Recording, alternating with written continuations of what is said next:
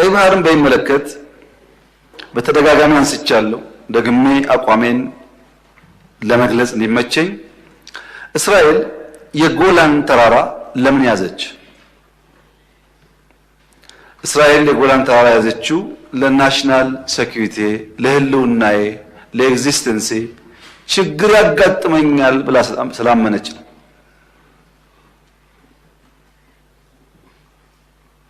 ኢትዮጵያ የባህር አክሰስ አያስፈልጋትም ብሎ የሚያምን አይገባትም ብሎ የሚያምን ሰው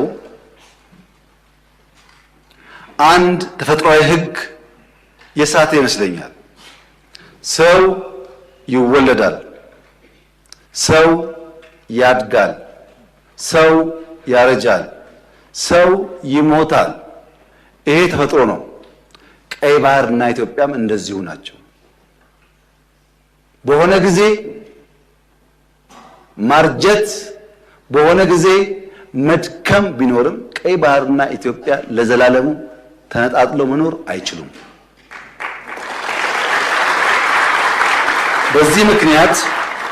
በዚህ ምክንያት በጣም ብዙ ስለሆነ ሀብቱ ከምጽዋ ጫፍ እስከ ሞቃዲሾ ጫፍ 5000 ኪሎ ሜትር ነው።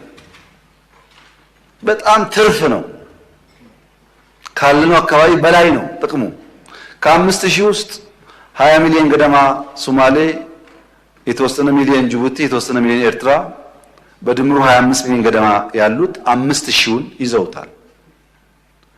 130 ሚሊዮን ህዝብ ያላት ኢትዮጵያ የጠየቀችው ግን 50 ኪሎ ሜትር ነው። ይሄ ፍትህ ካልሆነ ዓለም ላይ ፍትህ የለም ማለት ነው። የጠየቅነው ደግሞ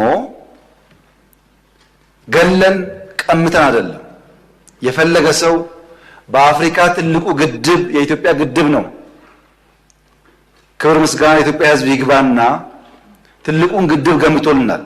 ከዛ 15-20% ሼር ወስዶ ለኢትዮጵያ አክሰስ መስጠት ይቻላል፣ በቢዝነስ ህግ ማለት ነው። የለም ግድብ ከበደኝ ከተባለ በአፍሪካ አንደኛው የአየር መንገድ የኢትዮጵያ አየር መንገድ 5-10-20% ወስዶ አክሰስ መስጠት ይቻላል። ያ ካሁንስ ሊዝ ይቻላል። ያ ካሁንስ የላንድ ስዋፕ ይቻላል። በሰላም በንግግር ይቻላል። የኢትዮጵያ መንግስትና ህዝብ ቀይ ባህርን አክሰስ ለማድረግ ሰው ልግደል አላለም። ያለው ባካችሁ ናቹራል ነገር አይደለም የሆነ ያለው አያዋጣም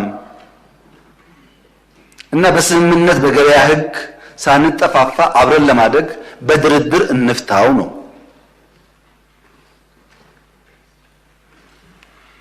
ይህን ጉዳይ መቀበል የጊዜ ጉዳይ ካልሆነ በቀር የግድ ይመስለኛል። እኛም ብንፈልግ አንችልም፣ ሰርቫይቭ ማድረግ አንችልም። በዛኛው ወገን በሌላ ወገን ያሉት የሚቸገሩ ይመስለኛል። ለምሳሌ እኛ ከኛ የሚሄደውን ውሃ ወደ ኤርትራ ተከዜ ይሄዳል ብንከለክል፣ ወደ ሶማሌ ሸበሌ ይሄዳል ብንከለክል፣ ኦሞ ኬንያ ይሄዳል ብንከለክል፣ ባሮ ሳውት ሱዳን ይሄዳል ብንከለክል፣ አባይ ሱዳን ብንከለክል ይሆናል? ተፈጥሮ አይደለም አይደል? ትክክል አይደለም። ይሄ ልክ እንደሱ ማለት ነው። እንደሱ ማለት ነው። እኛም ማጋራት አለብን፣ እነሱም ማጋራት አለባቸው። እኛም ማገዝ አለብን፣ እነሱም ማገዝ አለባቸው። ተያይዘን ማደግ አለብን።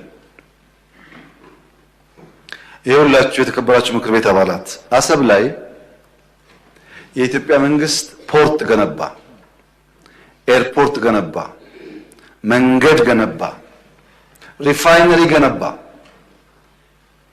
እና ተጋጨን። እዛ ቀረ ሀብቱ።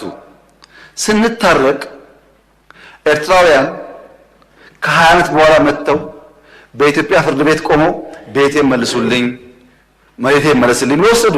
ለምን? ታረቅና።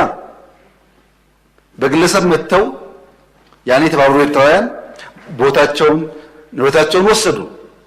ታዲያ የኢትዮጵያ መንግስት ሪፋይነሪውን፣ ፖርቱን፣ ኤርፖርቱን ቢወስድ ከዚህ አንጻርስ እንዴት ነው የሚታየው?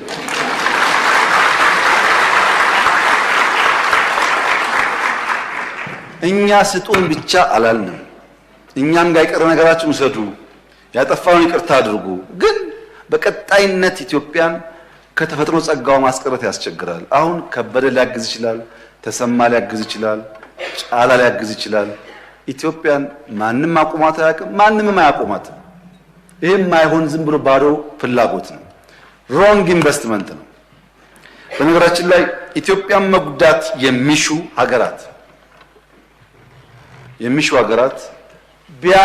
ቢያንስ ኢትዮጵያን ጎድቶ ትርፋማ መሆን አሸናፊ መሆን አይቻልም። ይሄ ሀገር የአብዲሳ አጋ ሀገር ነው። አብዲሳ አጋ በሰው ምድር ታስሮ ሳለ የሀገሩ ወረራ ከሀገሩ አርበኞች ጋር መታገል ሲያቅተው እዛው ሀገራቸው ውስጥ ሆኖ ሰላም እንደነሳቸው ኢትዮጵያውያን ስንነካ ስንጠቃ በምድራችን ብቻ ሳይሆን በእኛ በሚባለው ምድር ችግር ፈጣሪዎች መሆናችን አይቀሬ ነው። ያ እንዳይሆን የኔ ምክር ተስማምቶ ተግባብቶ በህግ አግባብ መፍታት ይቻላል። ህዳሴን ምንም ችግር እንደምታዩት ውሃ እየፈሰነ ወደ ሱዳን ይቀጥላል። እኛ ወደ ሱዳን የሚሄደውን ውሃ የማቆም ፍላጎትም የለንም፣ አናረግም፣ አንፈልግም። ሱዳን ወንድሞቻችን ይገባቸዋል፣ የሚገባቸውን ሼር ይውሰዱ። ሌሎችም እንደዚሁ ለኛ የሚገባንን በሆነ ምክንያት ዛሬ መከልከል ቢታሰብ በቀጣይነት ማስቀረት ስለማይቻል ወደማያስፈልግ ነገር ሳይገባ በሰላም በድርድር መጨረስ ተገቢ ነው ብዬ አምናለሁ። ዓለም እንዴት ያምናል? እስካሁን ከቀኝ ከግራ ከፊት ከታች ብዙዎቹን አናግሬያለሁ። በአንዳፍ ይገባቸዋል፣ ተገቢ ጥያቄ ነው። ነገር ግን በጦርነት መሆን የለበትም። እንወያይ፣ እንምከር፣ ጊዜ ስጡን ብለዋል ወዳጆቻችን። እኛም ጊዜ ውሰዱ፣ ተወያዩ። ለጊዜው የሞት የሽረት ጉዳይ አይደለም። ጥያቄው አግባብ ነው። እንታገሳለን። ለመወያየት ክፍት ነን፣ ለመስጠት ክፍት ነን ብለን ጠይቀናል። ባይሆንስ እንግዲህ ባይሆን ልጆቻችን መጠየቅ ነው መልሱን። ልክ ቅድም ሰው ተወልዶ አድጎ አርጅቶ ሞቶ እንዳልኳችሁ ነው። አይሆንም። ኢትዮጵያ ያሰበችውን ብልጽግና ማረጋገጥ አትችልም። 130 ሚሊዮን ህዝብ የሁሉ ጎረቤት ዕዳ ነው የሚሆነው ራሱ መለወጥ ካልቻለ። ሀብታም ከሆነስ መሸከም ይችላል። ለዛ በትብብር መስራት የሚያስፈልግ ይመስለኛል። በዲፕሎማሲ ረገድ በጣም መልካም ጅማሮች አሉ። በሎ ኢንፎርስመንት ቁመና ግንባታ በጣም መልካም ጅማሮች አሉ። በናሽናል ኢንትረስት መግባባት ላይ መልካም ቁመናዎች አሉ።